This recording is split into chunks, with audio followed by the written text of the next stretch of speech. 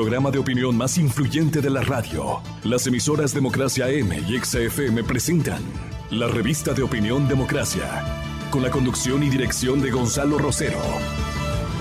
No puede haber diálogo sin libertad de expresión. No puede haber diálogo sin libertad de expresión. Ella es el alma de un pueblo. Sin amilanarse.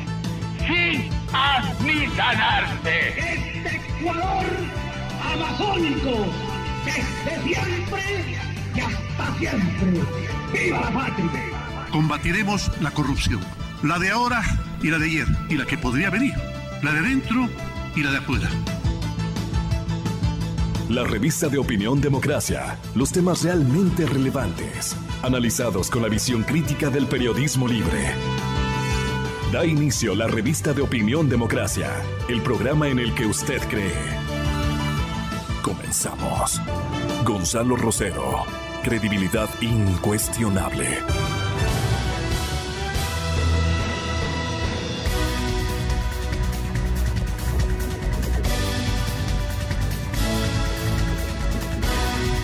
Un afectuoso abrazo a todos ustedes y un saludo de respeto para toda nuestra amable ciudadanía que nos escucha a esta hora.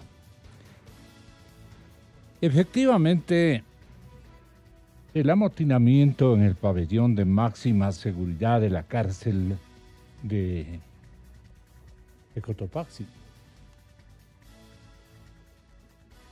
comenzó una hora después de la hora que tenemos en este momento, a las 8 de la mañana.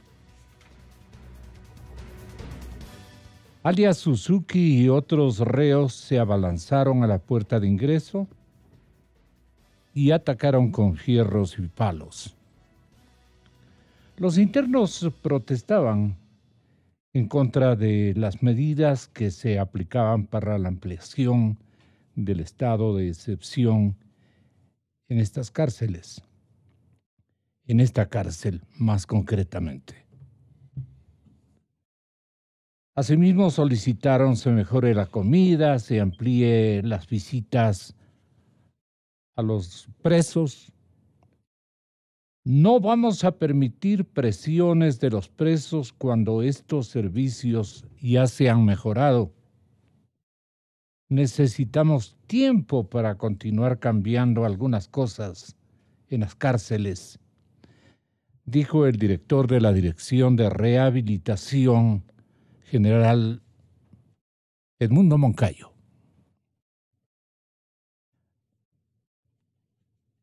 El paisano y las autoridades confirmaron que después de 4 horas se logró el control total de los pabellones.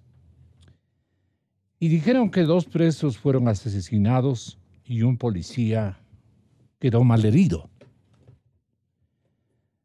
El uniformado fue trasladado de emergencia a la ciudad de Quito por contusiones en la cabeza y una herida con arma cortopunzante en el pecho. Alias Suzuki, quien lideró el violento hecho, fue uno de los reos asesinados por todos sus compañeros en la mismísima celda. Según datos oficiales, pertenecen a los choneros. En 17 años fue detenido 8 veces.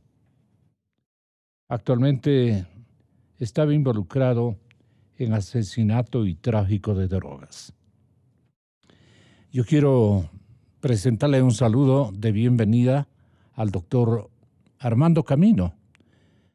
Él es un psicólogo que nos podría contestar por qué llegan a esta situación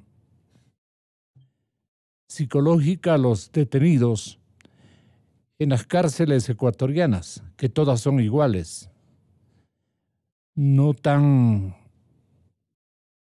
complementarias, no tan educativas, si cabe el término, sino que son cárceles naturalmente de alta seguridad, con prohibiciones y limitaciones que generan en el comportamiento de los presos, de los detenidos, circunstancias psicosociales muy importantes, como la que nos describe el respetable psiquiatra o psicólogo, señor doctor Armando Camino. Comenzamos con usted, Armando. Buenos días, doctor. Buenos días, muchas gracias. Muchas gracias por la invitación. Me envío muchos saludos. Sí, hay varias condiciones que deberíamos hablar nosotros en las instituciones penitenciarias. Primero, para recordarle un poco, yo trabajé muchos años en los centros penitenciarios, manejando unas áreas que era lo que correspondía a la psiquiatría, ¿sí? Y los cambios de comportamiento intrapenitenciarios. Y se manejaron varios procesos y varios módulos en el sentido de dar el soporte desde el inicio del arresto, el internamiento y los procesos de manejo intracarcelarios a largo plazo. Uno de los problemas que se observa realmente en el momento del ingreso es la ruptura, ¿sí?, entre el contacto, ¿sí?, de la vida social normal y el contacto de la vida social y intrapenitenciaria. Antes de ser arrestados, los derechos, las obligaciones correspondían a un entorno social bajo una responsabilidad de las normas, principios y valores a los que estamos expuestos normalmente en la vida diaria. Desde el momento de la ya internación, esos derechos se los pierde y se adquieren nuevas reglas, o nos tenemos que someter a nuevas reglas, a nuevos comportamientos manejados por otro tipo de personas que tienen otro tipo de reglas, principios y valores. Y uno de ellos es la supervivencia. Y otra de las cosas que también comenzamos a observar en la vida penitenciaria fue el hecho de que el hecho de estar arrestado genera el modelaje aprendido de otras personas que estaban ya arrestadas. Entonces se comenzaron a generar nuevos procesos psicoterapéuticos de apoyo en la convivencia de los internos intracarcelarios. Hay varias enfermedades que se presentan intracarcelariamente. Una de ellas es el trastorno de adaptación, que pueden ser los síntomas de ansiedad y síntomas depresivos. El estrés agudo es el temor y el miedo del arresto y que genera cambios importantes en el comportamiento, ¿sí? Y el otro, los cambios reales, inclusive la psicosis carcelaria, el virus internos que al estar arrestados generan cambios importantes en la adaptación y la desadaptación a la vida diaria. Comienzan a generar ideas de daño y perjuicio, la idea paranoide de daño y perjuicio o de muerte, las alucinaciones. Entonces, hay una serie de enfermedades que se presentan. ¿Pero qué reúne la psicosis carcelaria? ¿Qué reúne en el comportamiento individual de los internos? Especialmente que ellos conocen, advierten y entienden que van a estar prácticamente lo que les resta de vida en muchos casos, o penas o penalidades de dilatado tamaño o periodo. ¿Qué suscita eso con un poquito más de claridad para el resto de personas que le estamos escuchando, doctor Camino? Claro, a ver, todos los seres humanos tenemos una actitud primitiva de atacar y huir. Esa actitud primitiva que tenemos todos nosotros la seguiremos teniendo siempre. El proceso del crecimiento y la vida social que hemos ido adaptando a lo largo del tiempo nos ha llevado a otra de depender de cierto tipo de conductas sociales. Cuando aparece el encierro, el acorralamiento, y está sometido permanentemente a estímulos severos de presión social, comienza a generar que esa actitud primitiva que tenemos todos los seres humanos de atacar o huir se prende. Sumado al modelaje, o sea, la conducta que tiene todos los internos alrededor mío, me influye a que mi conducta comience a cambiar y comienza a aparecer que tiene que ver con ira, violencia, rechazo, y esas conductas compulsivas, ¿sí?, de autoagresión y heteroagresión, porque estoy sometido a un nuevo modelo. Lo que se ha recomendado siempre es generar procesos psicoterapéuticos para la readaptación al nuevo modelo de vida que es el intercarcelario. Entonces, estos modelos nuevos, si hay personas que se llaman premórbido, yo tengo algo antes de estar preso, está pagado. El momento que yo dentro de la institución carcelaria se comienza a aprender, si existirían modelos psicoterapéuticos o modelos psicológicos de acompañamiento, de reeducación, de terapias ocupacionales, terapias recreativas, y la psicoeducación, eso ayuda a mitigar muchísimo las conductas expansivas de ciertas personas. Yo le decía de la psicosis carcelaria, tan desde la intensa la desadaptación a la institución carcelaria, ¿sí? Porque las normas no son nuevas.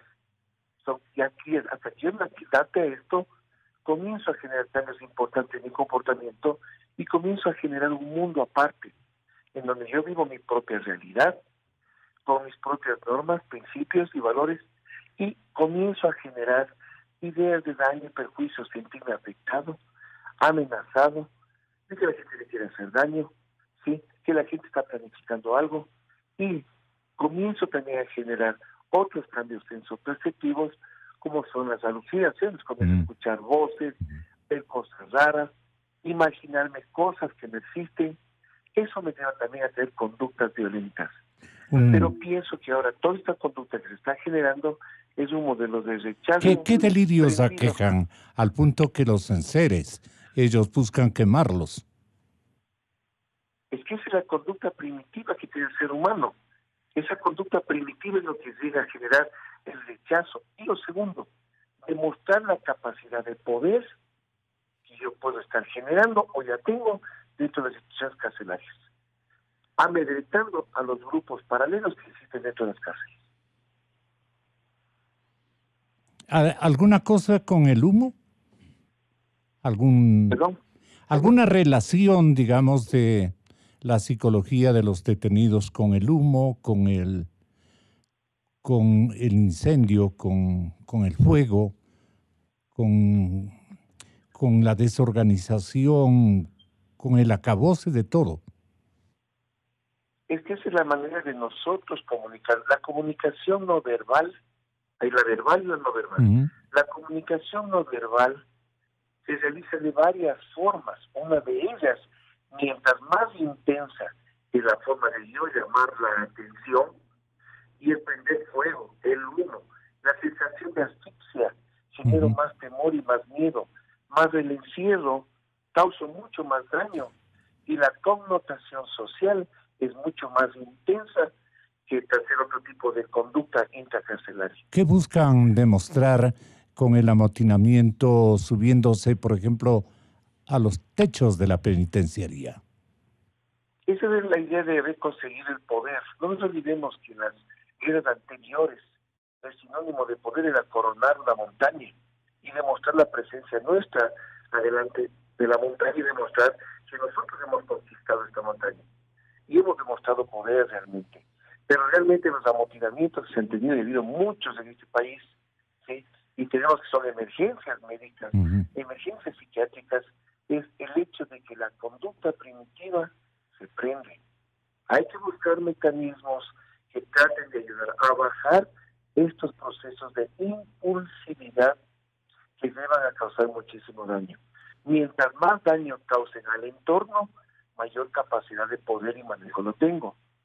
Entonces esta comunicación no verbal es una forma de rechazo, es una forma de ira, es una forma de temor, una forma de miedo, una forma de tratar de conseguir sus derechos, obligar a la parte social de que sus obligaciones, sus derechos sean orientados hacia el bien común del interno carcelario. No son animales, los presos son humanos, gritaban, dice la crónica, las mujeres. Ellos necesitan agua, necesitan alimentos de calidad. Cualquier cerebro humano procesa eso y dice, tienen razón. Yo creo que hay algunas falencias muy críticas en las cárceles ecuatorianas este mismo instante. Comparto con el respetable, con el saludo a todos, a Paulina, a Cecitar y a Pablo, diferentes dimensiones de estudios. penalistas, psicólogos, en fin, y experimentado auscultador de estas realidades, con un guión que él mismo ha elaborado desde hace muchos años. El doctor Montúfar nos dice en comentario lo siguiente. Comentario inaugural, doctor. Bueno, muchísimas gracias, Gonzalo. Un gusto poder compartir con usted, con Paulina, con Pablo, este panel, y un saludo a todos los oyentes de Radio Democracia. Una pena, ¿no? Esta circunstancia de las cárceles ecuatorianas. Yo creo que en realidad esta crisis es una crisis que viene ya desde hace algún tiempo, y me parece que lastimosamente hasta ahora el gobierno no da con una solución que realmente permita encontrar o mirar una luz al final del túnel. Creo que en los últimos meses se ha discutido el tema carcelario. Yo no soy un experto, no conozco el tema en profundidad, pero ha habido voces que han hecho críticas, yo diría, bastante serias a lo que se ha venido haciendo. ¿De qué orden las críticas? Bueno, en el sentido de que en realidad, sobre todo el personal que se escogió o el equipo encargado de todo el sistema de rehabilitación no tenía el conocimiento y la probidad, el conocimiento básicamente para llevar. Es un ex general de policía. Pero creo que en realidad estamos ante una situación que se sigue agravando y que en realidad nos llama a la atención hacia reflexionar sobre todo el sistema penal en realidad, ¿no?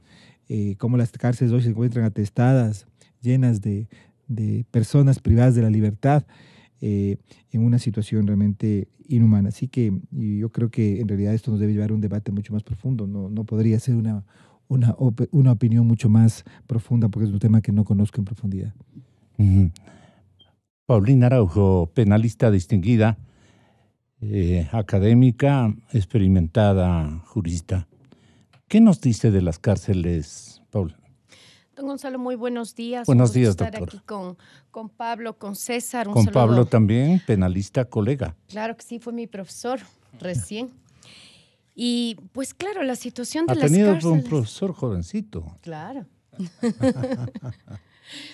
Es darnos cuenta que el Estado no tiene el control, pero más allá de eso, que ni siquiera lo que nos vendieron como las cárceles del milenio, que funcionaban muy bien, que esto era una de las grandes obras, tampoco eso funcionó, al punto en que, pese a que estamos dentro de una declaratoria de emergencia en el sistema penitenciario, vemos que el Estado no atina ni siquiera a dar los servicios básicos a las personas privadas de su libertad.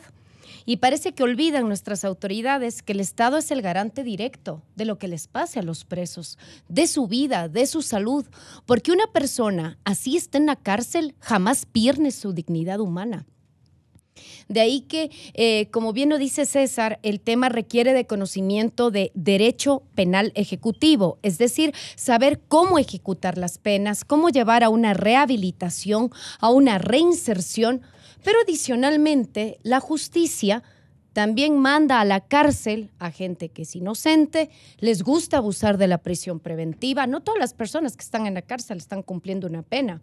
Entonces, yo sí pienso que de una vez por todas el Estado tiene que responder, tanto con las autoridades a cargo del sistema de rehabilitación y reinserción social, pero también con la justicia.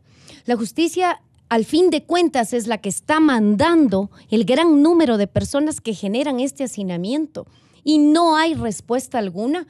Y ya le digo, lo que más preocupa es que no hay ni siquiera una garantía de dignidad humana a las personas que están privadas de su libertad. ¿Qué piden? Piden agua, piden comida. Y haber llegado a ese punto y que el Estado siga sin responder y que solo piense que es cuestión de militarizar las cárceles y que el estado de excepción solo tenía que centrarse en mandar más policías, en mandar militares, para esto yo pienso que es desentenderse. Y lamentablemente también han pasado varias autoridades, no han estado el tiempo suficiente, aunque eso no es pretexto, que parece que no tienen claro cuáles son las necesidades incluso. Le escuchaba yo ayer al doctor Ricardo Camacho, que decía que al parecer ni siquiera tienen el tiempo o la seriedad necesaria para sentarse y ver qué es lo que se necesita, cuántas cámaras están dañadas, qué habitaciones no están habilitadas. Y adicionalmente, incluso un censo, quiénes están en mínima, en media, en máxima seguridad. Entonces, si no hay estadísticas claras de qué es lo que tenemos y los problemas que hay que enfrentar, por más declaratoria de emergencia, el Estado sigue en deuda y esto nos va a generar responsabilidades internacionales. ¿Quién nos puede decir o qué nos puede decir el resultado de analizar el amotinamiento donde resultan, doctor, 2 presos francamente asesinados? ¿Por quiénes? Asesinados por los guardias, por ellos mismos, queda en el enigma la autoría de estos asesinatos y son a los cabecillas, en las personas de los cabecillas. ¿Qué pudo haber ocurrido o qué inventario podríamos sospechar por lo menos? Bueno, muy buenos días, licenciado Rosero, buenos días. Doctor Pablito. Paulina, buenos días, César, es un honor compartir este panel con ustedes. Empezando con este tema de las cárceles que lo han traído a colación, es un tema bastante preocupante. ¿Quiénes fueron los responsables de las muertes de estas personas? No de las de ayer, sino de todas las que se vienen cometiendo en los últimos meses, que ya no sé si suman unas 30 personas que han muerto dentro de las cárceles. Es un número escandaloso. Claro, la Fiscalía tiene la competencia para investigar quienes cometen estos delitos, pero no nos olvidemos de una cosa. Cuando los privados de libertad, o mejor dicho, todos los privados de libertad, ser unas personas, digamos, de atención prioritaria para el Estado, están bajo la custodia del Estado ecuatoriano. Por lo tanto, finalmente, de una u otra forma, el responsable es el Estado ecuatoriano de la vida de estas personas. Sobre la crisis carcelaria se ha dicho mucho. Recuerdo varias entrevistas, varias decisiones, estados de excepción, etcétera, etcétera, pero a mí me parece que el Estado no está tomando ninguna medida. Es decir, ¿cuáles concretamente las medidas que se están realizando para prevenir o para evitar estas muertes al interior de las cárceles? Y nosotros vemos que hay un estado de excepción que no ha servido para nada. Entonces ahí seguramente hace falta ya un cambio de timón. Seguramente la persona que está al frente no tiene las condiciones necesarias para hacerle frente. ¿Qué otra alternativa tendría como práctica? Mire, licenciado Rosero, hay que ser muy honestos en este tema.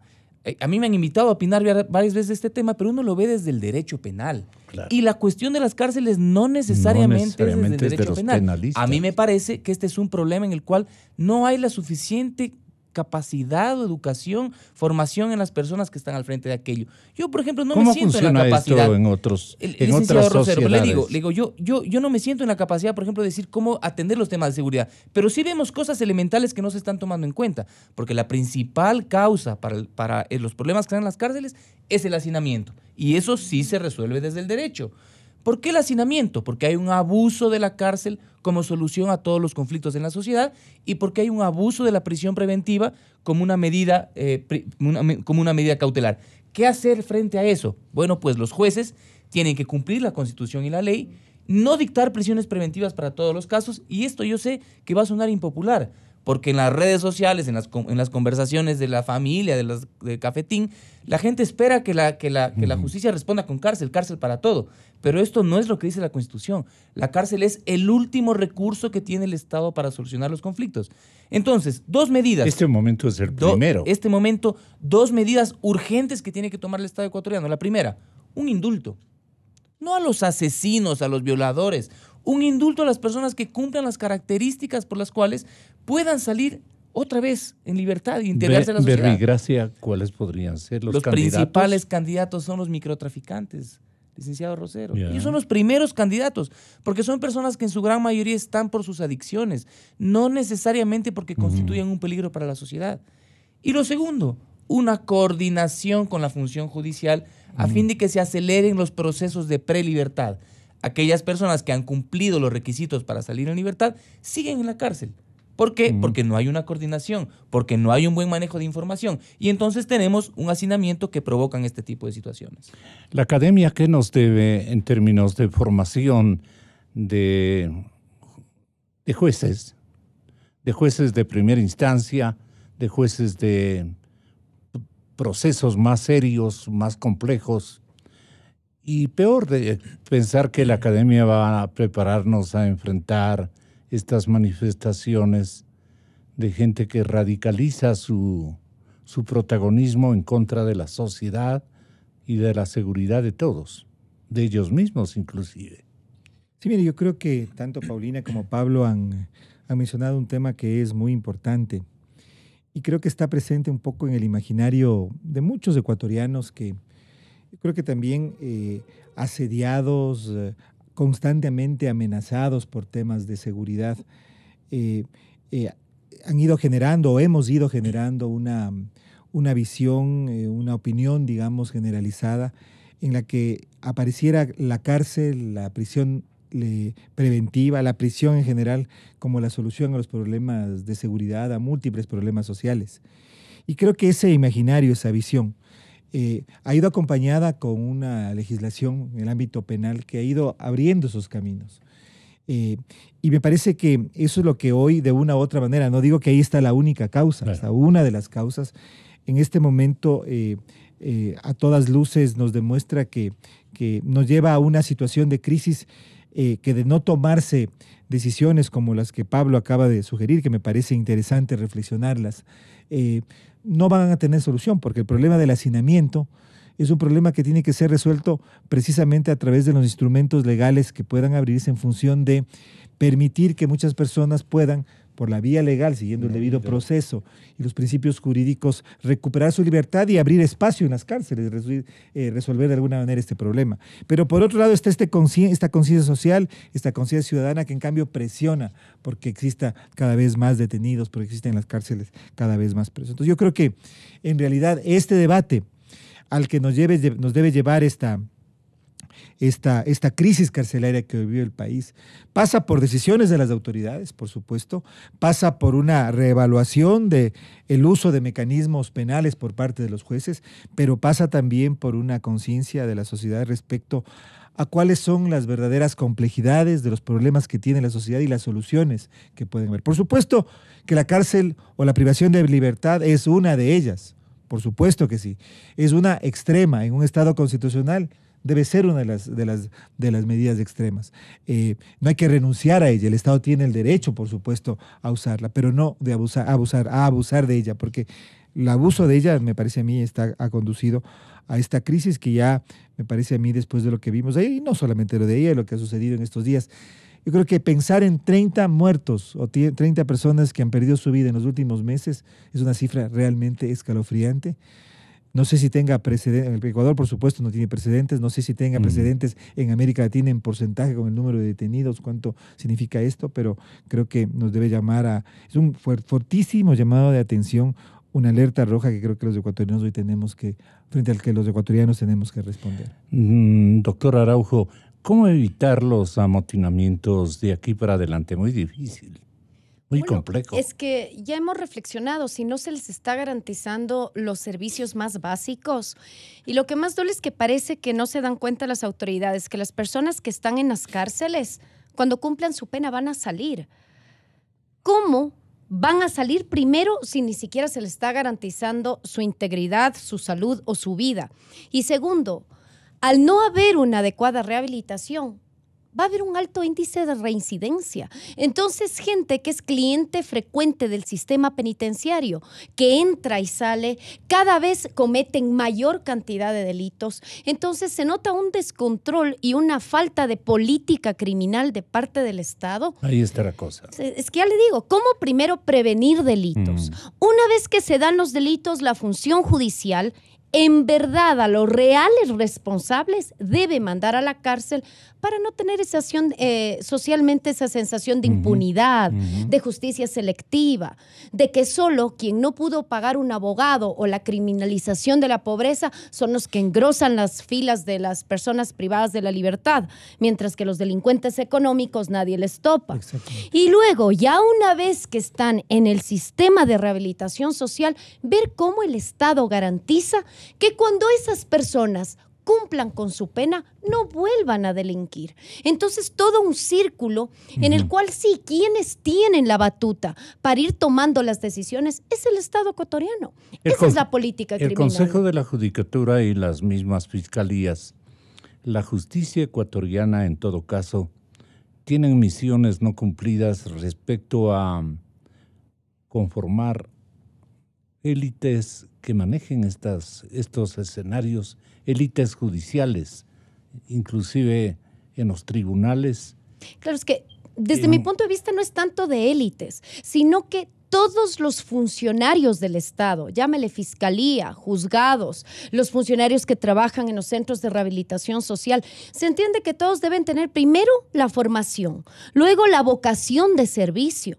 Insisto, no estamos tratando con cosas cuando hablamos de personas privadas de la libertad. Son seres humanos que, insisto, volverán a la sociedad más temprano que tarde. Pero vea, si usted observa las listas de académicos o de catedráticos en las universidades, no encuentra usted formados en estas materias, a ninguno. Son abogados convencionales. Muchos de ellos máximo penalistas, que es ya decir bastante. Pero en la academia, ¿qué son los penalistas en este momento? Frente a los delitos que han crecido, que han prosperado en complejidades, digamos. Perdona que diga, han progresado. No, sí, es que cada vez las formas delincuenciales van cambiando. Usted ve ahora, que era el tema que nos convocaba esta mañana, ya no son personas como tal las que delinquen, sino es el uso de empresas para tratar de dar apariencia. Ya vamos así, Sino Hidro. Pero adicionalmente, y ya para darle una contestación respecto a lo de las cárceles, hay países que les ha dado un muy buen resultado, especialmente cuando hay capacitación en criminología, que es la psicología del delincuente. Psicólogos forenses también han hecho un muy buen trabajo para llevar adelante todo el problema penitenciario, porque sí, o sea, es más, si uno revisa nuestro Código Orgánico Integral Penal, los ejes de tratamiento de las personas privadas de su libertad no solo es penal. O sea, no estamos hablando ya, es más, el círculo penal se cierra, se entendería, y están cumpliendo su pena. Pero ahí, ¿quiénes son los que entran? Psicólogos, sociólogos, incluso antropólogos, para ver incluso qué relaciones se están fomentando con los privados de su libertad y sus familias, por ejemplo. A muchos que los mandan a la tacunga, sus familias están lejos para ir a visitarlos. ¿Usted cómo garantiza que esa persona luego se reinserte en la sociedad si está aislado incluso de su familia? ¿Qué tipo de vida tienen dentro de las cárceles? Nuestras cárceles, estas grandes cárceles, nacieron mucho con la idea de que se iba a dar educación dentro, de que iba a haber un real tratamiento para garantizar que esas personas, insisto, no vuelvan a delinquir cuando regresen a la sociedad. Pero al parecer todo ha quedado en nada. O sea, el espectáculo doloroso que constatamos el día de ayer, los presos en el techo, los familiares desesperados, familiares que incluso se ven sometidos a que los extorsionen, actuando que les pidan como barras, dinero. ¿no? O sea, y el Estado expectante, tratando de decir, bueno, ya vamos a solucionar, no, mire, ya el director o el encargado, el nuevo secretario, ya está ahí, ya fue la policía, ya fueron las ambulancias, pero es un estado reactivo tardío. Es el cuadro. O sea, no hay una clara decisión de cómo van a enfrentar el problema. Describirlo. Quizás Ese ni es el siquiera, cuadro. o sea, ni siquiera saben cuál es la situación real. Lo ven de lejos y piensan que a través de ruedas de prensa o comunicados el problema se ha solucionado y el problema se está agravando. Y es un problema que, insisto, nos va a generar a todos responsabilidad del Estado, ¿no? No sé, Pablo, sí, ¿tiene algo? Un comentario final Sí. y retomo un tema que mencionó Paulina relacionado a la política criminal. Sí. El problema que ha habido en nuestro país es que no ha existido política criminal, o la que ha existido ha sido una política altamente represiva. Cuando la violencia es la primera respuesta a cualquier problema, esa es una respuesta torpe.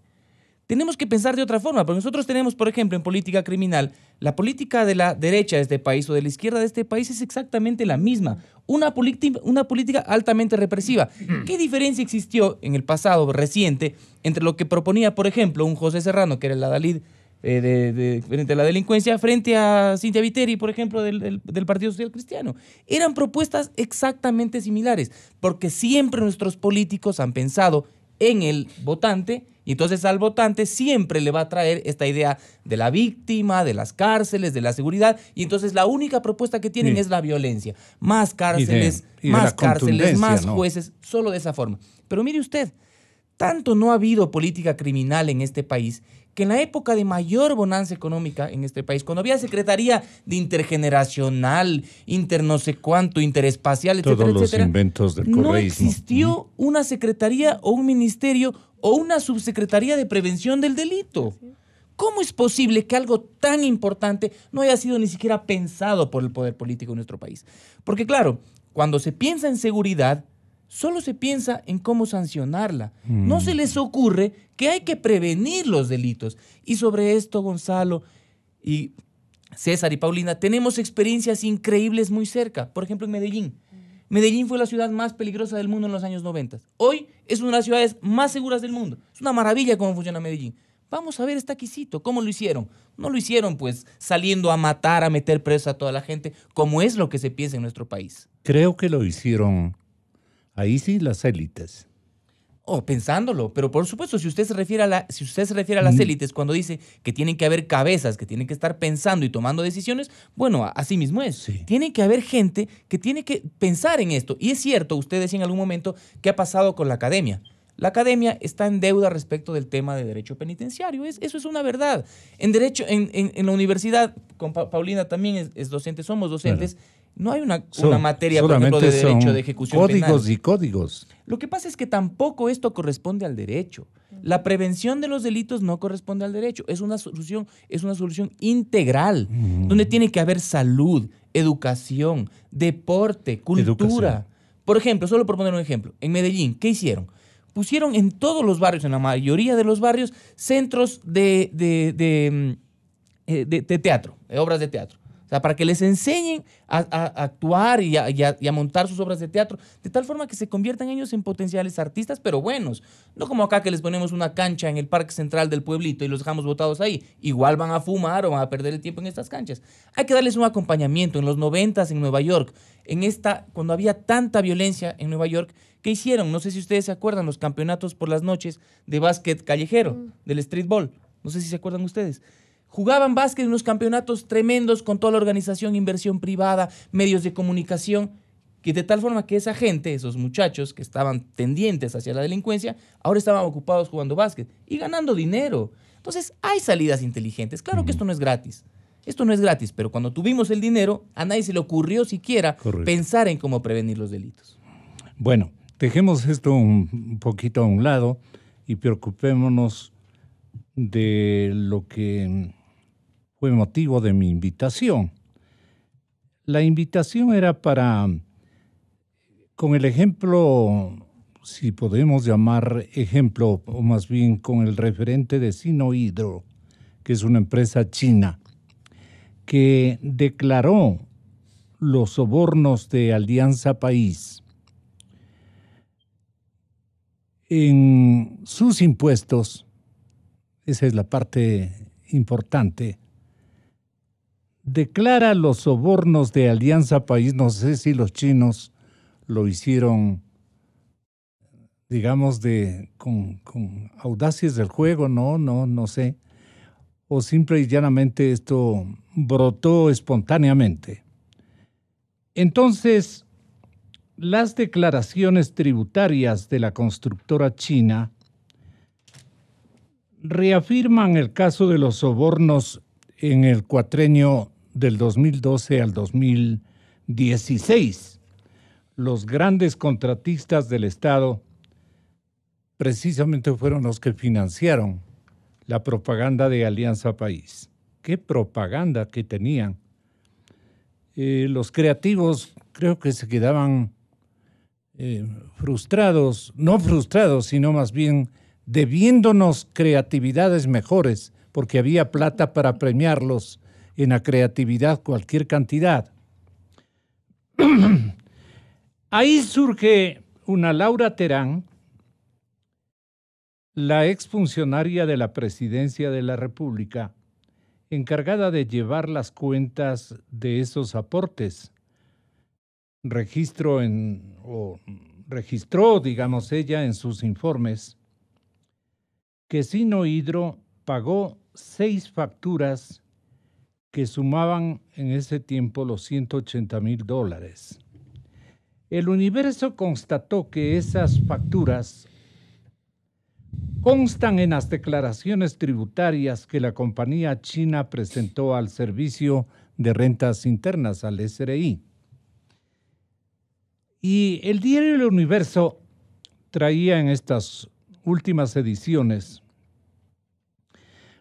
un contenido de una entrevista a los representantes de Sinohydro, que respondieron que están colaborando en este momento con las investigaciones de la Fiscalía General del Estado. Esta firma construyó la hidroeléctrica, la famosa Coca-Codo Sinclair, en la que se detectaron fallas técnicas en su mismísima inauguración.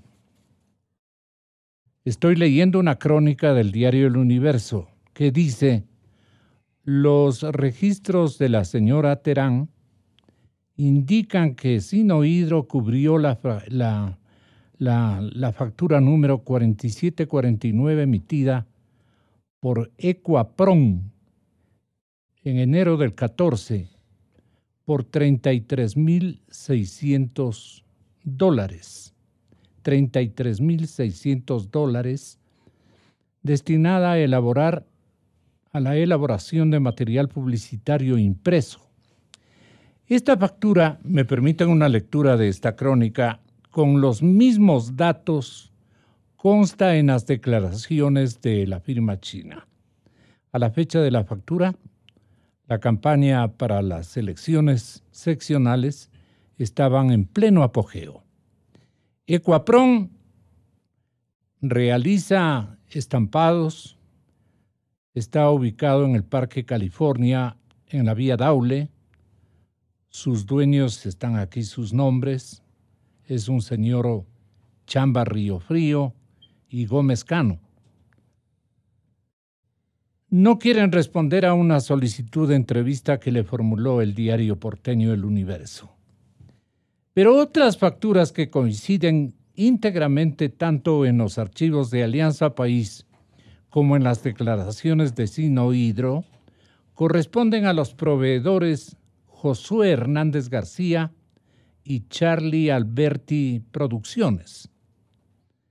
El primero facturó 20,160 a Sinohydro en enero del 2014 para producir 4,000 metros cuadrados de publicidad en lona.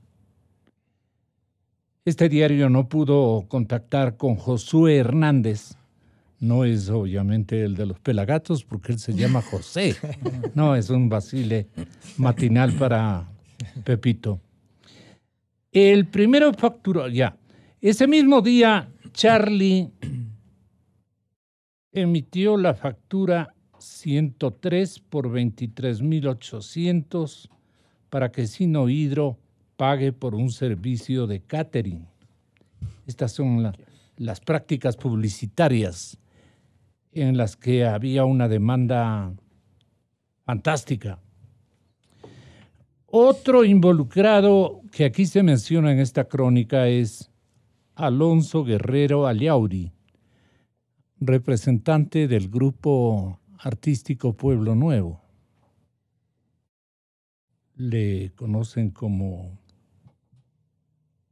señor Guerrero, lo dicen en diminutivo, lo ubican de otra manera.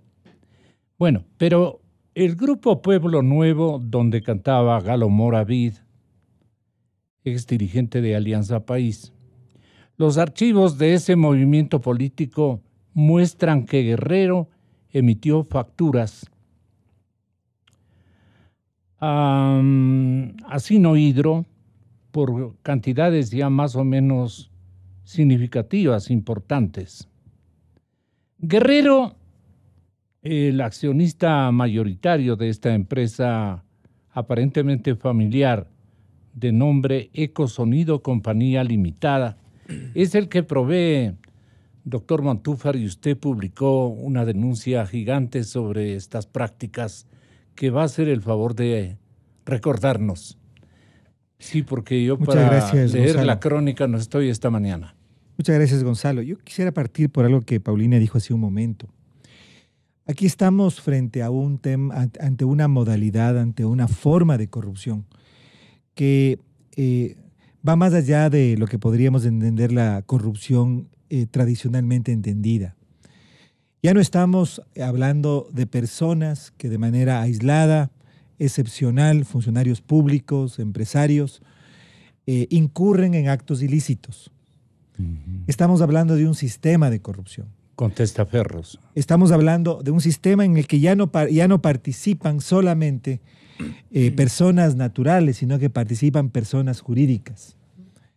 Y esto es muy importante, Gonzalo, porque en este momento en el que se han desatado y la Fiscalía viene investigando varios casos, tiene varias investigaciones, no solamente ya en fase de investigación, sino en algunas incluso en instrucción. Por ejemplo, el caso ex Arroz Verde, sobornos 2012-2016. Viene la pregunta de hasta dónde las empresas van a ser vinculadas a estos procesos. Y esto es el tema central. Porque estamos en este momento hablando del caso de Sinohidro. Hay ya un listado de empresas contratistas del Estado por enormes, cuantiosísimos contratos durante la época de la Revolución Ciudadana. Y está el caso de Odebrecht. El caso de Odebrecht es paradigmático porque esta empresa hasta ahora no ha sido vinculada a ningún proceso. Yo he presentado 2 denuncias a la Fiscalía. En las 2 he pedido la vinculación de Odebrecht, tanto en el de delincuencia organizada como también en la del reabierta por el Metro de Quito. Y últimamente también por el de la Ruta Viva. Entonces, estamos ante una situación en la que, por supuesto, está muy bien y la Fiscalía tiene que investigar y ojalá esos procesos continúen hacia la fase de juicio y sean sentenciados las personas, los funcionarios que recibieron los sobornos, que fueron beneficiarios, fueron parte de este pacto colusorio, como podríamos llamarlo, pero también tienen que ser los que dieron los sobornos, los que pagaron los sobornos. Entonces, creo que aquí esa es la única manera de llegar realmente a una posibilidad de que tengamos justicia y reparación. En el caso de las empresas, a mí me preocupa muchísimo el caso de Odebrecht, que es en el que yo he estudiado. Sí. Fíjese el caso del municipio de Quito, que me parece que es importante. Porque en el caso del municipio de Quito estamos hablando del contrato más grande de Odebrecht en el Ecuador en la última década y el más grande de Odebrecht en toda su historia. Uno de los más grandes en América Latina para Odebrecht en la última década. $2.000 millones, $2.009 millones para la construcción del metro. Ahí tenemos a la empresa Odebrecht y tenemos al municipio de Quito. El municipio de Quito es el que debe representar a las víctimas. ¿Quiénes somos las víctimas? Los ciudadanos quiteños que hemos sido afectados, representados por el municipio. ¿Y qué es lo que sucede últimamente? La Procuraduría, bajo el liderazgo del procurador, ha iniciado un proceso de conversación con la empresa Odebrecht, junto a la fiscal, junto al contralor, junto al secretario anticorrupción. Y el municipio de Quito está ausente. El alcalde de Quito dijo que él no iba a interferir en estos temas. Él tiene la obligación de intervenir en estos temas. Y tiene que liderar un proceso para que en realidad exista realmente frente a la empresa. Junta es el que tiene obligación. Por supuesto, tiene la obligación. Él no puede mirar a otro lado. Él tiene que ser, yo creo que él debería incluso plantearse la posibilidad de ser acusador particular en el momento ya. ¿Por qué se corre Yunda? Yo no sé. Es válida mi pregunta. Pero el punto aquí es que hay una responsabilidad de las empresas. Hay una responsabilidad de los funcionarios públicos que recibieron sobornos. Nos enfocamos muchísimo en los funcionarios públicos que recibieron sobornos y eso está muy bien. Pero no podemos olvidarnos de las empresas porque tenemos que pensar en la justicia y tenemos que pensar en la reparación. Entonces, este es el tema que a mí me preocupa. ¿Pero qué tenía organizado la administración Correa en la justicia? Que él se confiaba mucho para decir estas expresiones, como que lideraba una fase ejemplar de buena práctica en el seguimiento de estos contratos de obra pública. Él decía, siempre nos ha sacado en cara, que me comprueben. Si alguien me muestra y yo he tomado 20 centavos que no sean míos, me pego un tiro. Otra vez cita. Si alguien me muestra y yo he tomado 20 centavos que no sean míos, me pego un tiro. Si alguien me muestra que yo he tomado 20 centavos, me pego un tiro. Lo que ocurre es que en estos tiempos, doctor Montúfar, no solamente son 20 centavos, están llegando a conocimiento de la fiscal general del Estado unos capítulos que se le olvidaron a Correa y que les tenía bien librados, bien camuflados, y que ahora están apareciendo cronológicamente y usted puede referirse a ellos. Bueno, yo lo que le diría al expresidente Correa es que ya está demostrado. Ya está demostrado, y yo de ninguna manera estoy diciendo que se pegue un tiro. Yo creo que él tiene que responder ante la justicia ecuatoriana e internacional, porque son delitos transnacionales. Estamos hablando de delitos transnacionales. En el caso Sobornos 2012-2016, la evidencia que aparece precisamente en el cuaderno de la secretaria de la presidencia, Laura Terán, son precisamente autorizaciones del expresidente Correa, bajo un seudónimo que en este momento no recuerdo, SP, señor presidente, señor ¿no es cierto? presidente, en el que está autorizando precisamente el pago a terceros de fondos conseguidos de manera ilícita, porque las empresas no pueden donar para campañas electorales, está prohibida, aquello está prohibido en el Código de la Democracia y en la Constitución. Por lo tanto, estamos hablando de que en realidad eso ya está demostrado. El señor Correa no tiene que pegarse un tiro. El señor Correa, si tuviera un mínimo de dignidad, debería regresar al Ecuador y afrontar la justicia, rendir cuentas al pueblo ecuatoriano y rendir cuentas a la historia, porque en realidad lo que todo esto demuestra, Gonzalo, es que tuvimos durante 10 años un proyecto que era político, pero al mismo tiempo era un proyecto delincuencial, que surgía de pactos colusorios entre empresarios y empresas contratistas con el Estado y funcionarios públicos que se beneficiaban de sus aportes ilegales para campañas electorales y que luego retribuían esos cobros ilegales en contratos para el Estado. Entonces, esto es un pacto colusorio, esto es un proyecto delincuencial, esto se llama delincuencia organizada estatal. Como nos indica este resultado indagatorio de la prensa. El 1. Nombres que tras la detención de Jorge Glass se han ido diluyendo hasta parecer quedar en el olvido reaparecen en una nueva investigación periodística de La Fuente que replica un informe oficial. Heriberto Glass, su hermano, Jan Topic y su empresa Telconet constan en la supuesta red de testaferros del ex vicepresidente.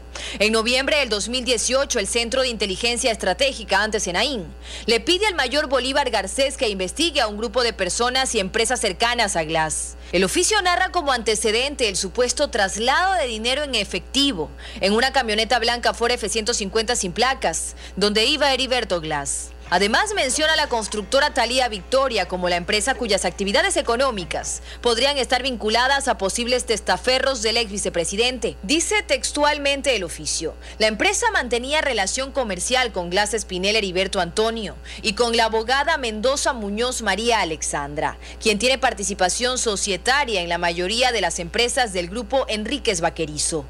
María Mendoza Muñoz administra 18 empresas, 14 de ellas vinculadas a la constructora Thalía Victoria, 7 creadas en el 2011, con solo días y meses de diferencia. El grupo Enríquez Vaquerizo, al que pertenece Thalía Victoria, está relacionado con 32 empresas, 15 de ellas se dedican a la administración, arriendo, compra y venta de bienes inmuebles. Según el Centro de Inteligencia Estratégica, existen vínculos entre los accionistas del grupo Enríquez Vaquerizo, a los que identificó como posibles testaferros de Glass. El oficio también menciona a la empresa Lincotel S.A., de la que Jan Topic es accionista con un 1% y Telconet con un 99%. Aquí reaparece María Mendoza Muñoz, pues ella administró también Lincotel. En diciembre del 2009, la empresa Lincotel fue vendida a Yocoso, compañía extranjera. El mismo mes, Thalía Victoria adquirió la mayor parte de las acciones de la empresa.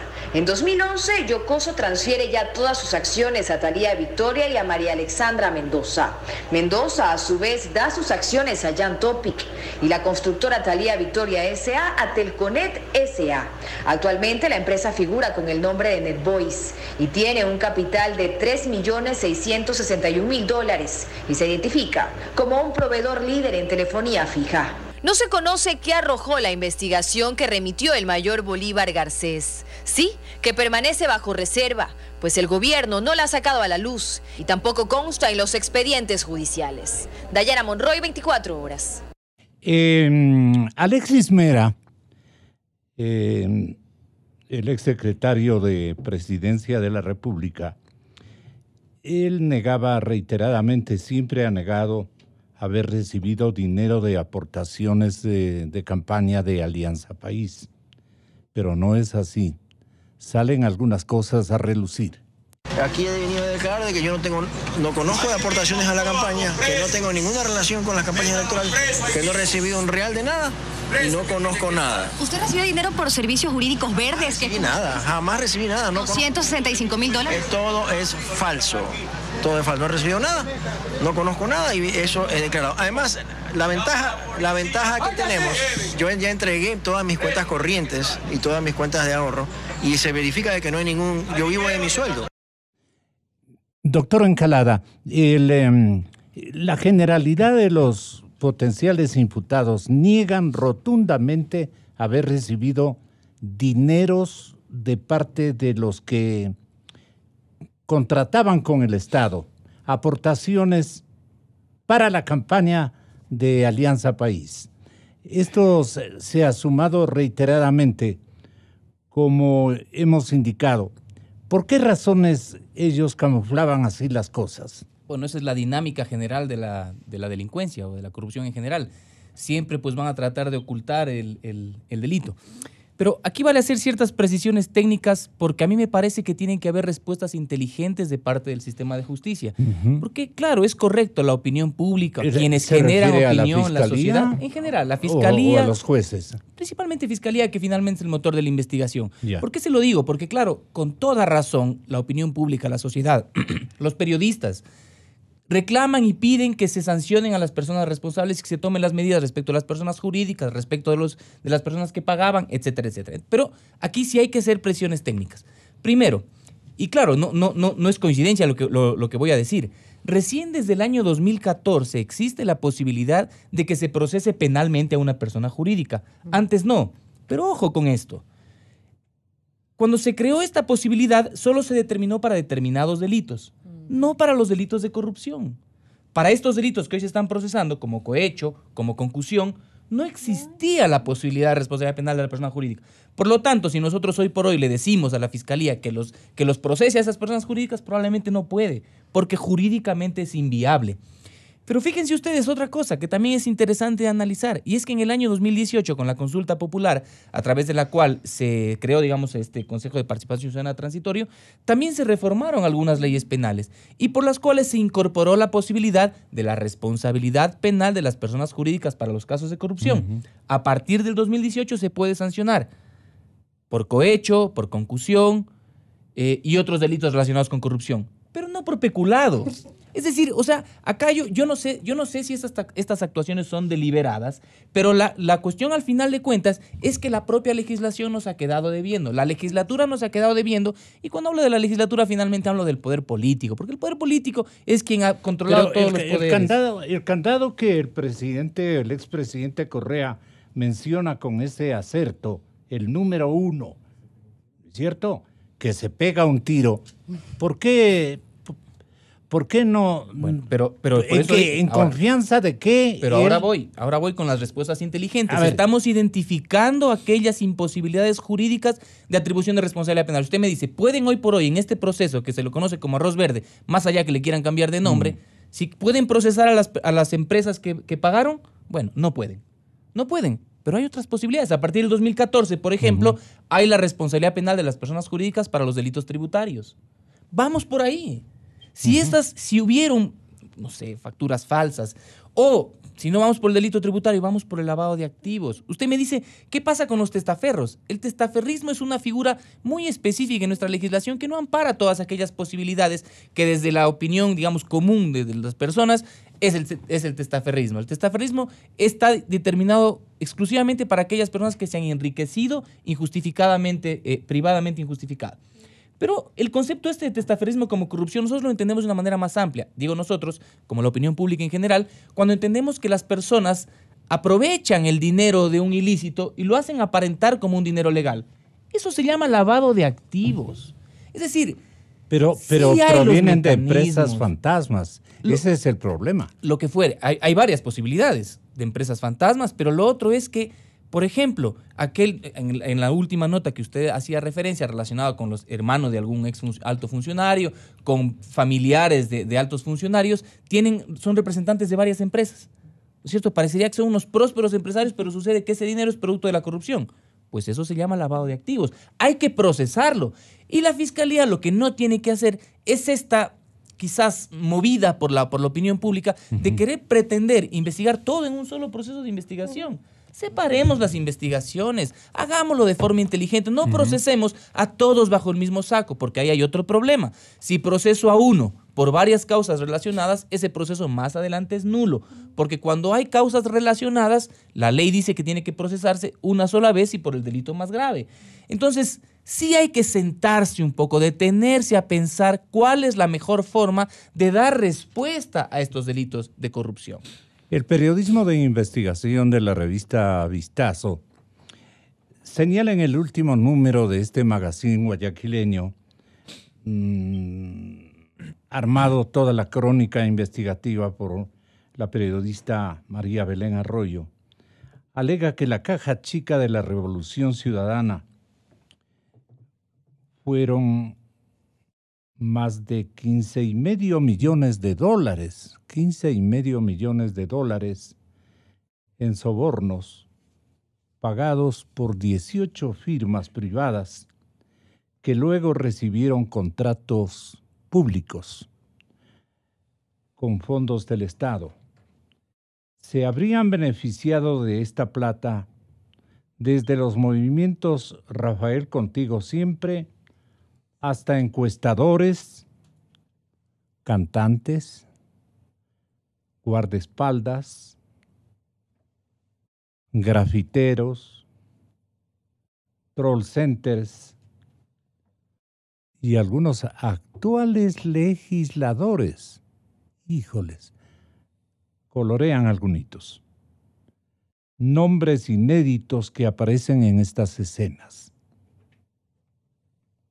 Pauli, María Belén Arroyo señala que la maquinaria funcionó casi a la perfección. Su único error fue dejar un registro detallado que a la postre reveló el engranaje. ¿Quién estaba a la cabeza? Los líderes. ¿Quién hacía la gestión de cobro y de pagos? Unos que se denominaban coordinadores.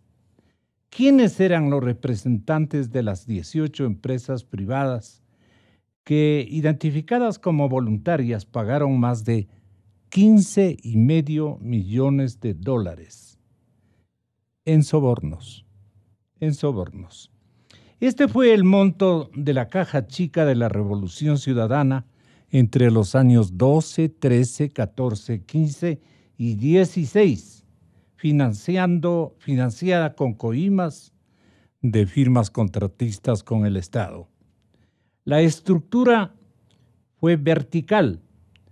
En la punta de la pirámide, SP, señor presidente. Y este es el peligro que se le viene al exmandatario. ¿Cómo comprobar esto? SP, A1, RCD, Rafael Correa Delgado. El que autorizaba algunos pagos era él. Ese es el quid del asunto que puede ser comprobado. Pero la pregunta es, ¿cómo unas iniciales pueden ser utilizadas para definir la responsabilidad de la persona que ordenaba, convalidaba y hasta recibía potencialmente? Él no creo que haya recibido dinero en efectivo, pero todo el mundo, o seguramente sí, ahí especulamos. Pero ¿cómo le queda a usted la figura de este formato que inventó precisamente el SP, el señor presidente.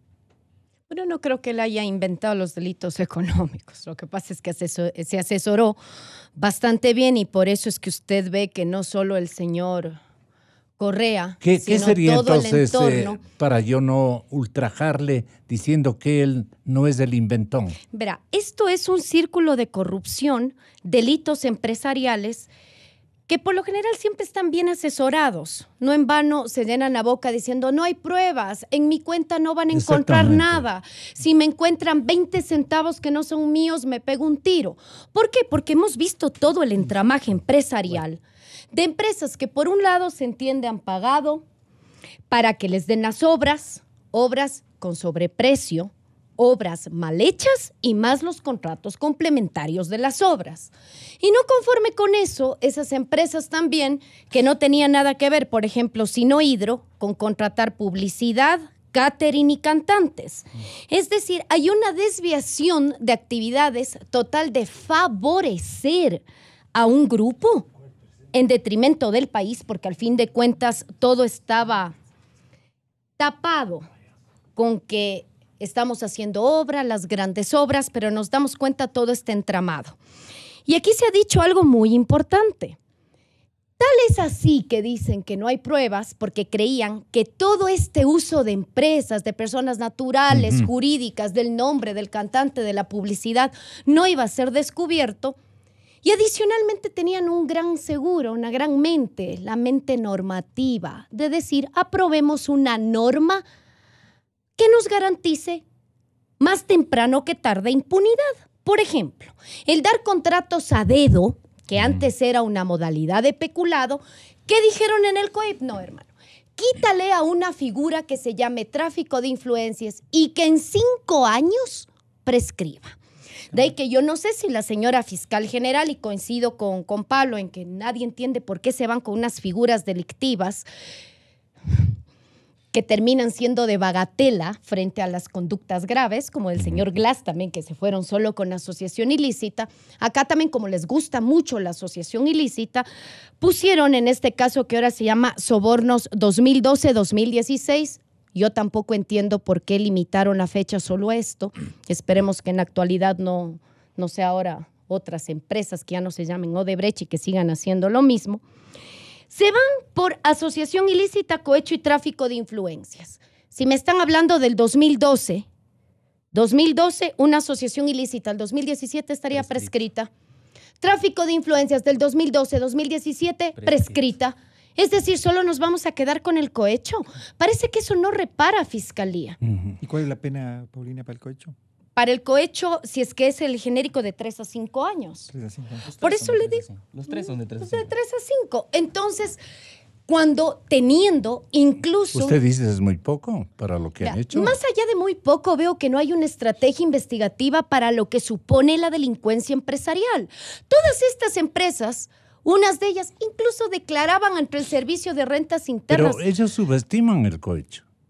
Y no es así. Yo creo que subestiman al pueblo ecuatoriano, don Gonzalo. Simple y llanamente es, bueno, hablemos del caso del momento. Esta semana voy a decir que es el mega caso e incluso los abogados, la propia defensa técnica del señor Correa, llegan a decir, no, ahora sí damos por hecho la vinculación. ¿Qué es? Para mí, si es que esto sigue con esta trilogía de delitos, que no sé cómo los van a probar, no sé cómo van a vincular a todas las piezas que están aquí. Una vez más me permitiré decir... La pregunta del millón para como la el fiscal, señor Glass, ¿no? Debe estar feliz y contento y quédese callado con su asociación ilícita, con 2 delitos que podrían estar ya prescritos. Y uno, que bueno, si bien se puede juzgar en ausencia,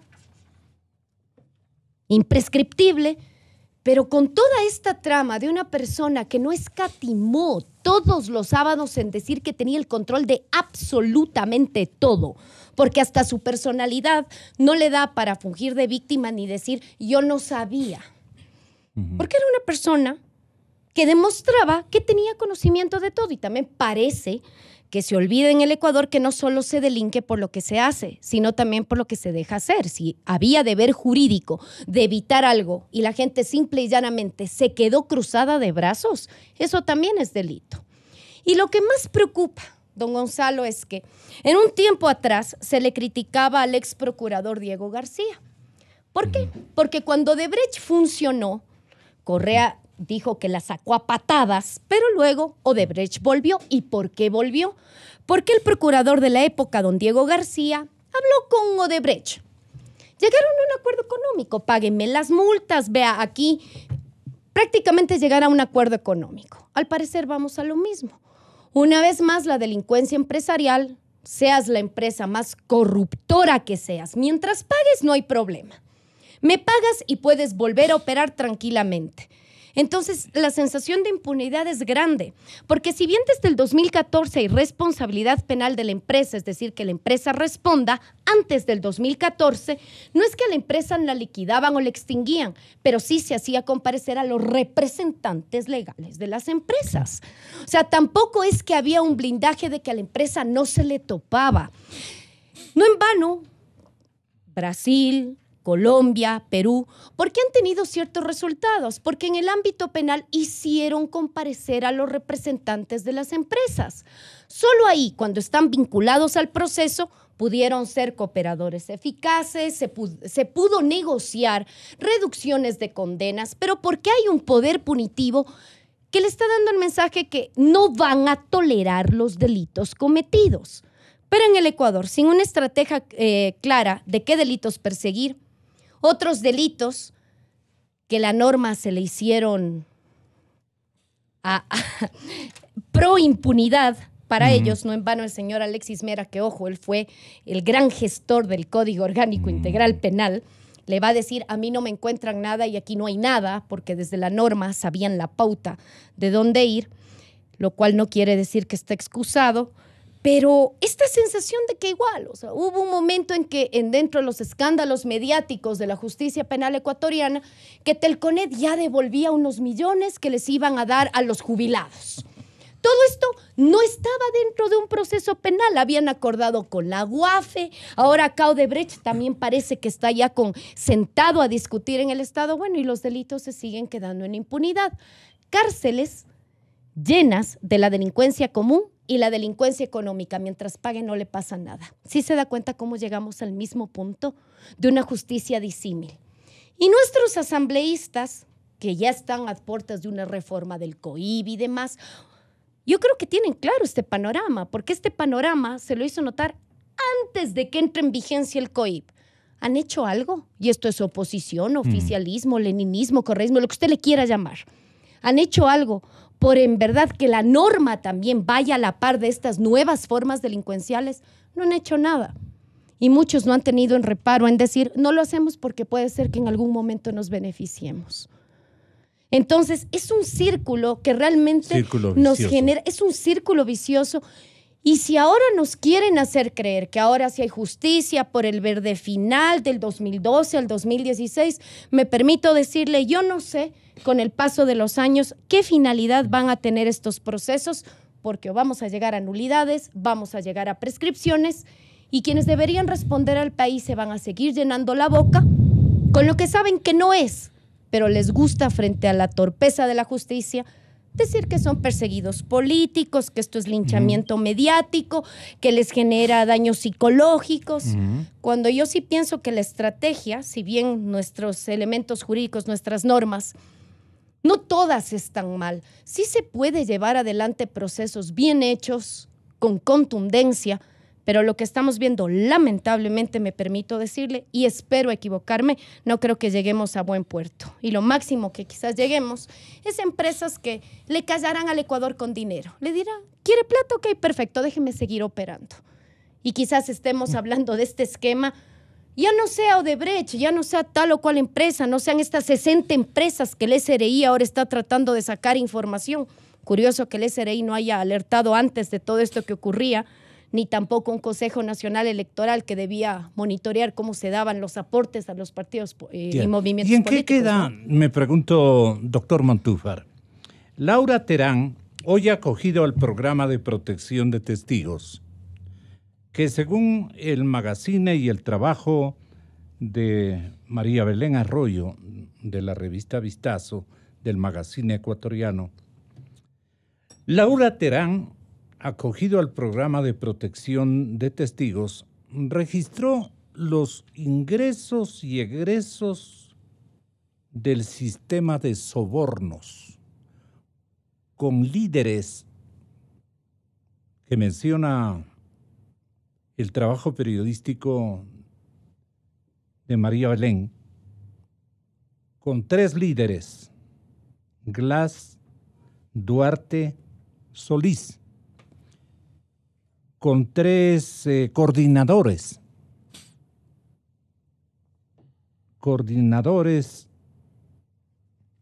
Olga,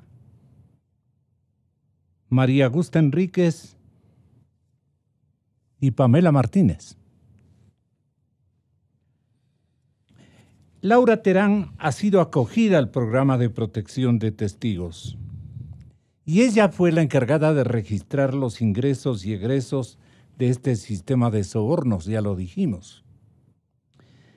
Entonces aquí aparecen unos zares de la Revolución Ciudadana, así definidos por la periodista, los que recibieron los pagos,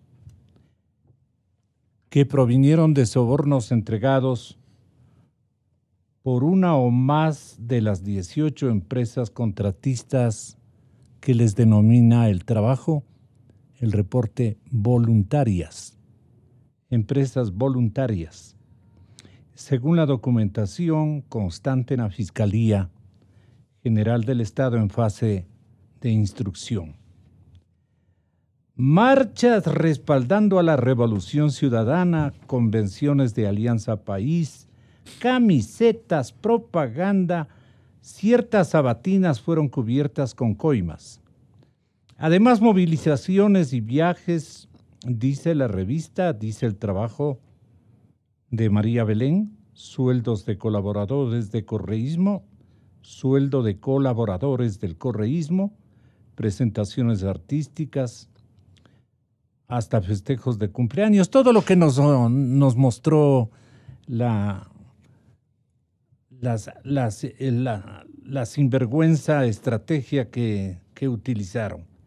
Y aquí destacan zares de la revolución, destacan a Ernesto Guerrero, a Romy Vallejo, a este novio que le abren la puerta para que suba a su vehículo, este presidente de la Federación de Abogados del Ecuador, el señor Jimmy Salazar, abogado Jimmy Salazar. Iván Hurtado también es tomado ahí como zar. Wendy Vera Flores, que estaba protestando en las últimas horas, diciendo que a ella le conoce todo el mundo. Eso es lo que decía. Entonces, en síntesis, ¿a qué estamos asistiendo este momento y qué se dificulta, según su visualización, qué se dificulta este momento para esclarecer con todos estos elementos cómo funcionaba esta mafia? A ver, yo lo que me temo es que podamos estar asistiendo a un evento judicial de investigación y después, yo diría, de juzgamiento en el que podamos llegar a una situación de parcial impunidad. Y creo que lo que acaba de decir Paulina me parece que es muy importante, muy importante. Y eso hace referencia a lo que también Pablo dijo hace un momento, que yo quiero retomar porque me parece que es el tema de fondo. Ya podemos estar claros, la Fiscalía por supuesto tiene que poner todas las piezas, pero la información está ahí. Y el señor Correa, en vez de ponerse dramático y hablar de los tiros, más bien debería estar hablando de cómo afronta la justicia y responde ante el país. El problema es cuál es la estrategia para llegar a la justicia. ¿Cuál es la estrategia para llegar a la reparación? Me parece que ese es el problema de fondo y esa es la discusión. Para que no tengamos y no lleguemos a situaciones como fue el juicio en contra de Jorge Glass por asociación ilícita, que terminan, sí, con un personaje importante de la Revolución Ciudadana en la cárcel, que está cerca ya de tener el derecho de gozar los de situación de una situación de prelibertad, es decir, ya tiene él pronto, estaría en esas condiciones, podría ejercer esos derechos, y nos quedemos con el país en la impunidad, en una impunidad parcial, por decirlo de alguna manera. Entonces, ¿cuál es el camino? ¿Cuál sería el camino? Me parece que ese es el debate, y por eso me parece que lo que Pablo dijo hace un momento es muy importante, aunque yo tenga algunos puntos de discrepancia con él. Yo no soy penalista, pero sí me toca meter a debatir con penalistas, y lo hago con todo respeto y humildad. Con todo respeto y humildad. Pero a usted no le ayuda estas expresiones que formuló el señor presidente Moreno, una vez que el 17 de abril del año 19 me dice el compañero, el presidente Lenin, tras la detención de Assange, dijo, si Correa regresa al Ecuador, irá a la cárcel, que es donde debe estar. A propósito de Correa, Interpol, tengo entendido que ha rechazado un pedido de Ecuador para arrestarlo y extraditarlo al expresidente por su presunto involucramiento en el secuestro de un opositor. ¿Va a hacer algo más Ecuador para intentar arrestar a Correa? Bueno, nosotros hemos hecho la solicitud de Interpol. Interpol es una organización independiente que sabrá si lo hace o no. Pero en el Ecuador, ahora que hay una justicia autónoma e independiente, ha determinado pues que la orden de prisión contra el señor Correa, que debería estar allí, por la cantidad de males, por la cantidad de daño, por la cantidad de lesiones que realizó sobre la dignidad de los ecuatorianos y sobre todo sobre su economía. Es decir, que si Correa vuelve a Ecuador va a la cárcel, que es donde debe estar. Perdón, dígalo. Va a la cárcel, que es donde debe estar. ¿Qué le parece a usted? Que como una declaración política estaría bien, pero no es del juez. El presidente de la República no es juez. Yo creo que... Pero él colige. Que creo que en realidad en este momento ya están los elementos, me parece a mí, para que así sea, pero eso tendrá que llevar adelante, se deberá llevar adelante en el proceso judicial.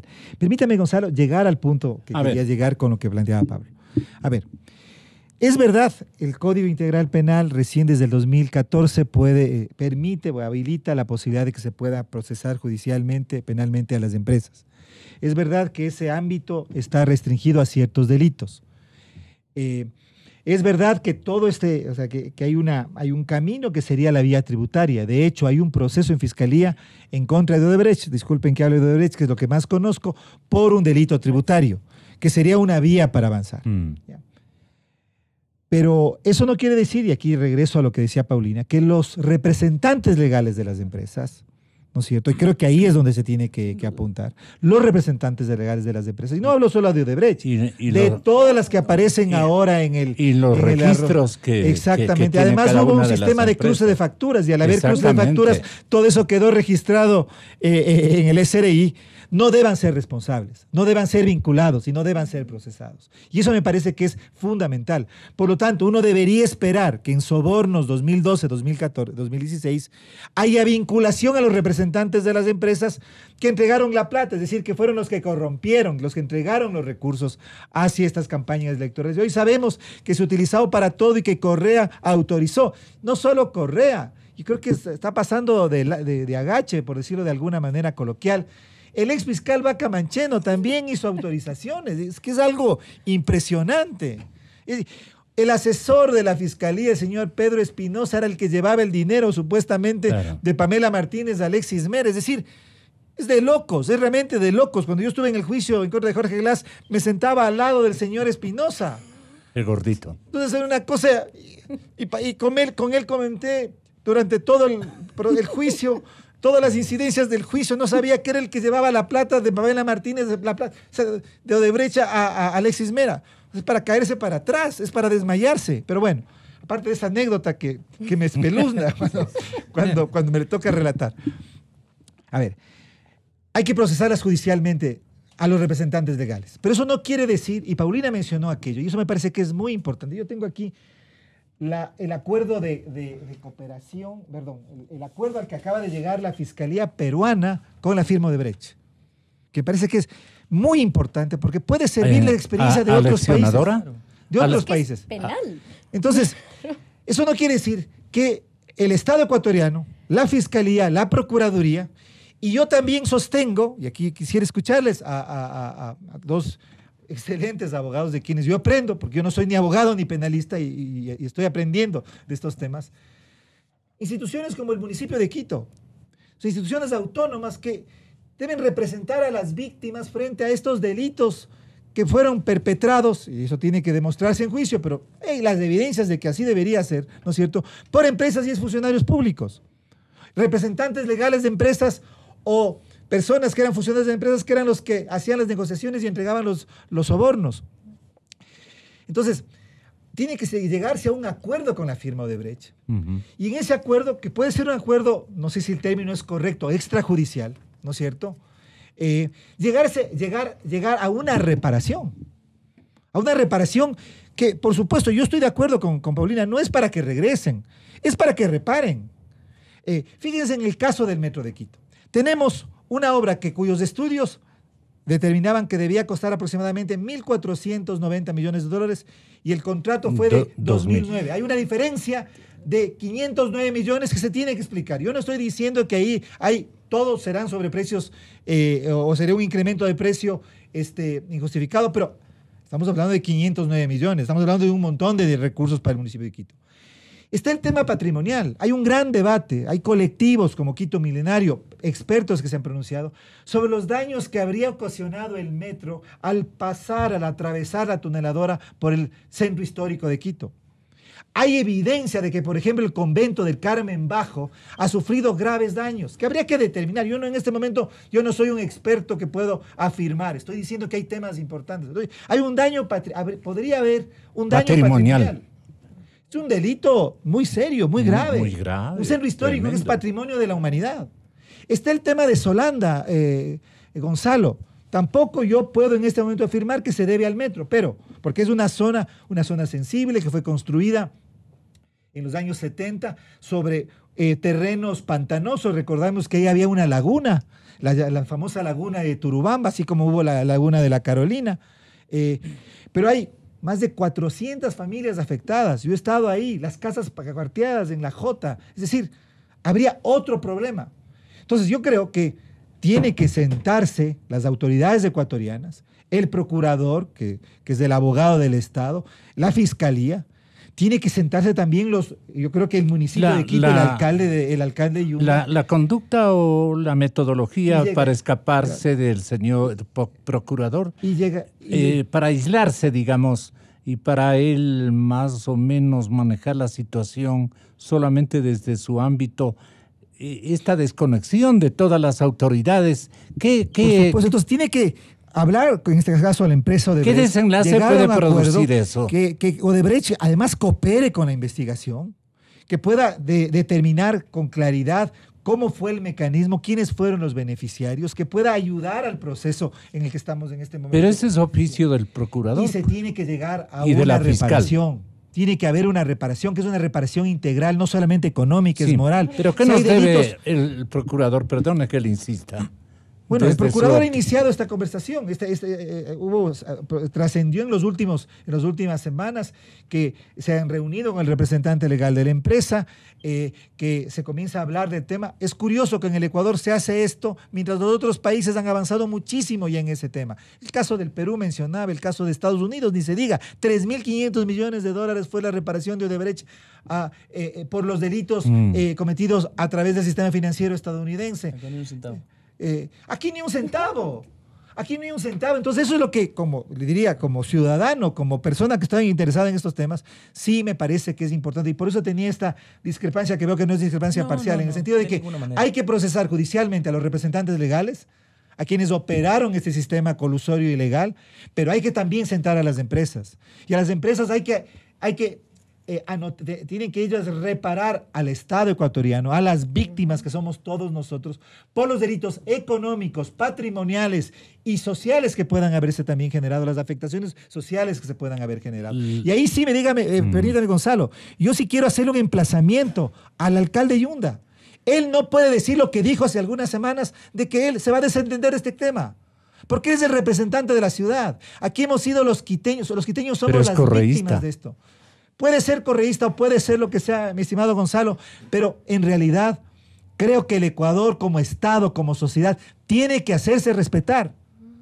A mí me indigna que en el Perú pero se haya ¿a avanzado. quién le debe el 20% de apoyo? Bueno, pero él es el alcalde, es el representante legal y por lo tanto no puede decir. Aquí estaría incurriendo, a mí me parece en una situación de omisión muy grave. Muy, pero muy grave. No puede escaparse de esto. No puede escaparse. ¿Qué tal si mañana hay una investigación junto a Fernando Villavicencio? Solicitamos a la fiscal que hubiera una reapertura de la investigación por el Metro de Quito. Ella lo hizo incluso antes de que formalicemos el pedido. Y aquí no pasa nada. Esta es una investigación que ya se cerró. Sí. Entonces, termina toda la impunidad.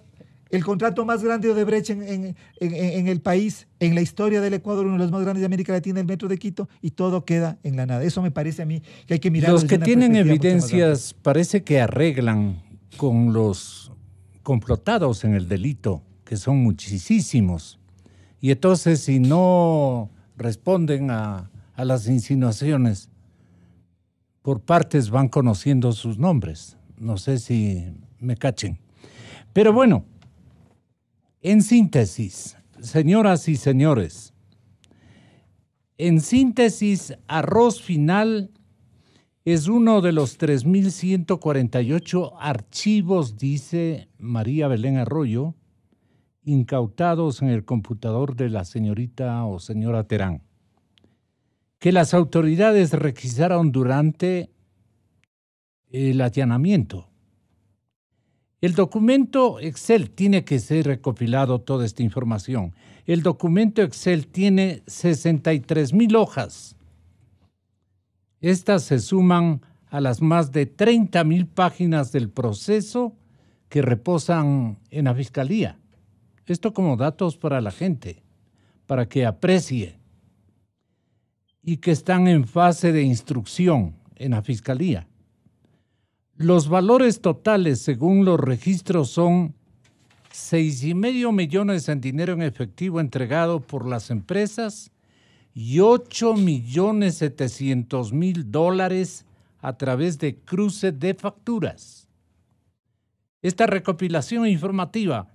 De este modo, las empresas cubrían los servicios de terceros, a su vez contratados por la organización política Alianza País y por el correísmo. FOPECA pagó una factura de 60,480 dólares. ¿A quién? Creacional. Empresa de publicidad. Publicidad Vinicio Alvarado, este es un segundo grupo, gestionó, entre otros pagos, 629,000 dólares de estos fondos. Grupo Azul, de William Phillips, entre otras, fiscalizador de obras de la refinería de Esmeraldas, entregó 95,000 en efectivo y 205,000 en facturas en el año 12. Su contacto era Glass. Luego sigue ex subsecretario de la política, recibió más de 200,000 para organizar manifestaciones en el 15.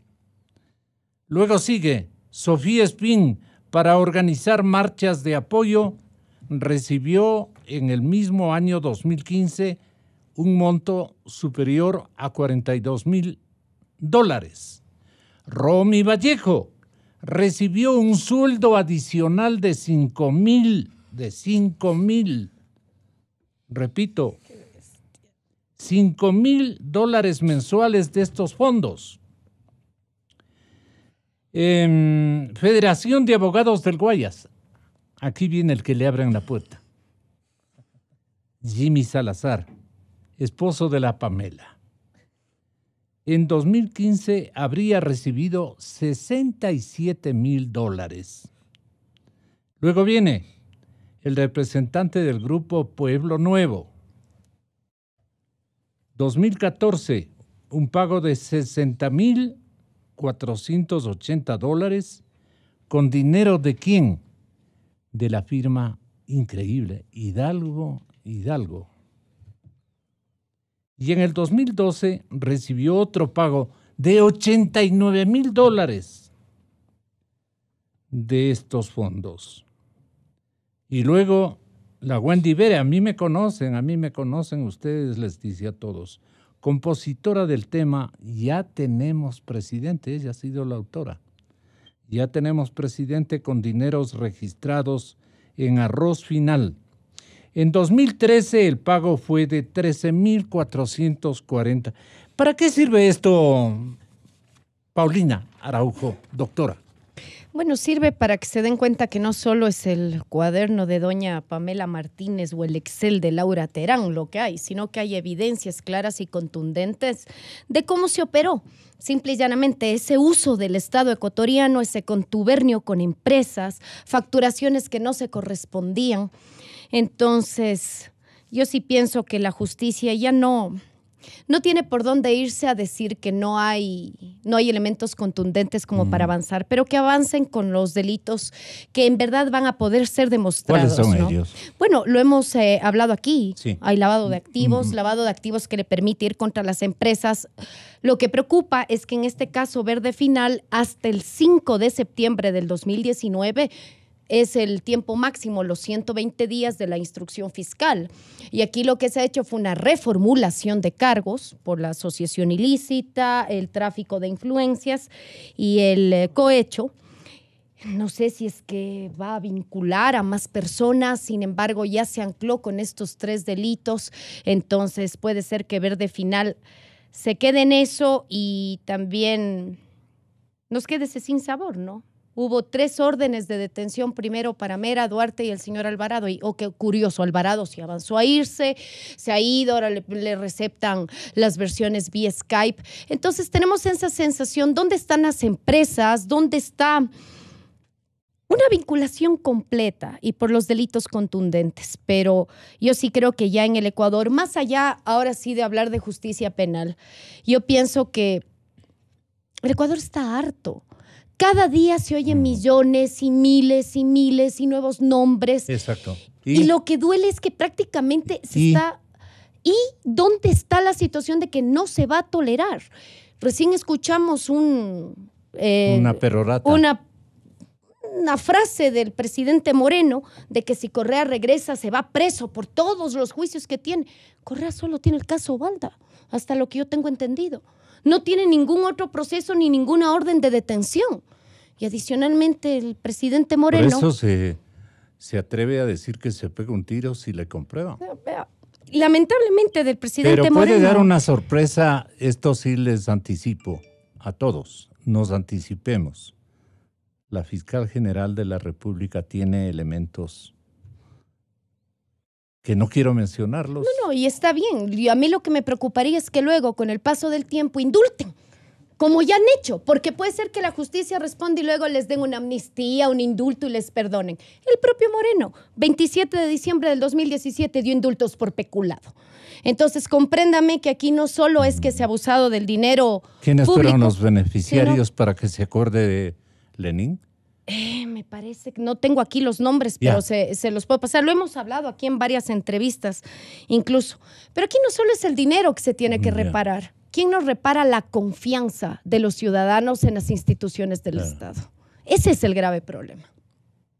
Muchas gracias. Doctora Encalada, un final. Sí, para cerrar, muchas gracias. Quizás con este disentimiento que de alguna forma había de parte de César, que a la final no es tal. César, como buen político y buen comunicador, reparó en el hecho de que no se pueda procesar penalmente a las personas jurídicas no quiere decir que no se pueda procesar a los representantes de esta o a los directivos que tenían responsabilidad.